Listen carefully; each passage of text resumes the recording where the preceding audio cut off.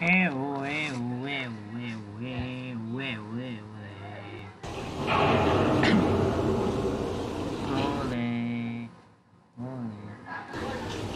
a great new reference. Forget it. Anyway, I'm gonna go and change the name of the stream. No.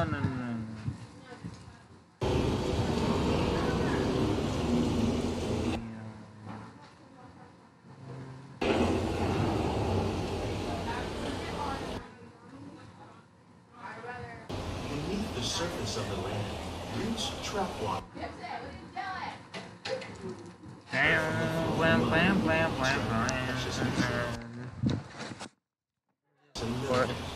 These elements, when combined with sunlight.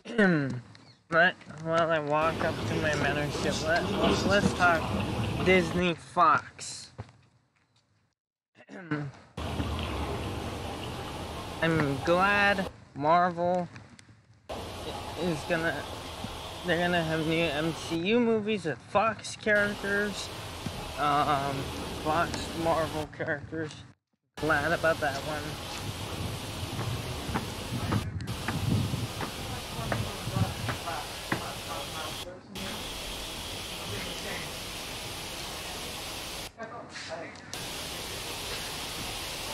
One of those living systems is the rainforest, home to the most amazing concentration of life on our planet. These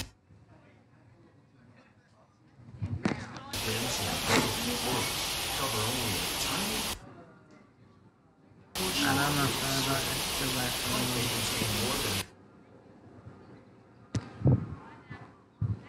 half of its plant and animal species.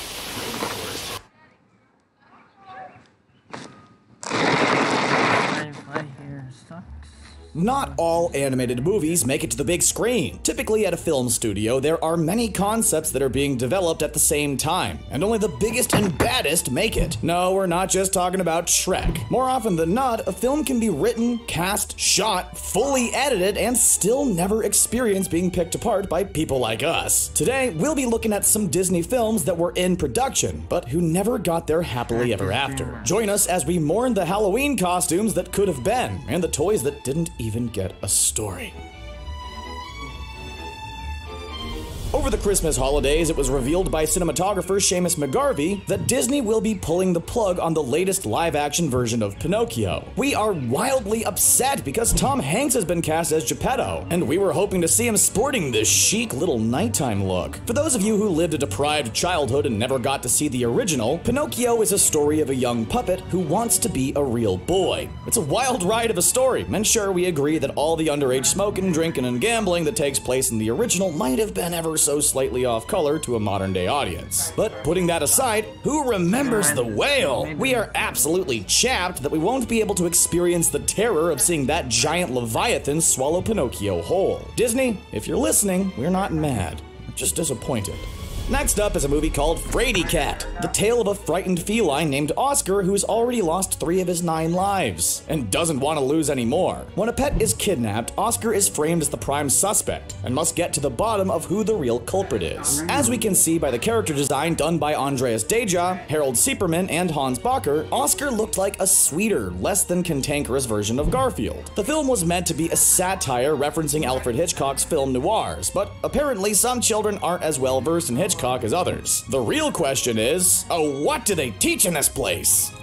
Our next pick is Wildlife, not to be confused with the Lionsgate movie about Robinson Crusoe being trapped on a desert island. This flick was to be based off of My Fair Lady, but instead of Audrey Hepburn gracing the screen as Eliza Doolittle, it's an elephant named Ella. Ella is from a zoo and wants to make it as a star, but is unsure of herself. When she gets knocked unconscious, Ella wakes up and believes she is a famous pop singer, and with this newfound confidence, her wish comes true. It's basically the plot to Amy Schumer's movie I Feel Pretty, except hopefully this wouldn't have made plus-size jokes or scored 36% on Rotten Tomatoes. Wildlife was said to have paid homage to figures such as Andy Warhol and Anna Wintour. Yet another flick that children could have learned a little culture from. The Emperor and the Nightingale is a Hans Christian Andersen story that Disney was in the process of adapting. The film was supposed to have used paper cutout animation to tell the traditional tale, and have none other than the mouse himself be a part of the cast. The story goes that an emperor falls in love with the sound of a nightingale, but upon hearing a mechanical bird, gives up his feathered friend in exchange for the machine. When the emperor gets sick, it's only his true nightingale that can restore his health. This could have been a cautionary tale for our tech-obsessed generation. We're guessing if you're watching this, odds are you're one of them. Our next film choice was based on the story by Philip K. Dick's King of the Elves. It's about an older man named Calder who, upon finding that the Elf King has died in his bed while hosting him, he becomes the new leader of the elves and begrudgingly accepts to protect them. A relatable tale, because who hasn't had this happen to them? In the story, Calder rises to the challenge and battles many trolls in defense of his new friends. Just imagine this unlikely old man hero fighting off the wickedness of the world. Gandalf would have had some heavy competition. While the film was gaining traction in 2012 and was even supposed to rival Frozen with a holiday release, it was quickly abandoned, which effectively ruined Christmas for all of us. Honestly, we just hope those elves are doing okay after their king got dethroned. Up next is the tale of a cocky rooster named Chanticleer, who believes his loud crowing makes the sun rise. The trouble is, everyone else on the farm believes him, which doesn't help his already inflated ego. When Rainer, the evil fox, comes to town in a disguise, the farm animals fall in love with him and want him to replace Chanticleer as their leader. Our hero eventually figures out Rainer's plan and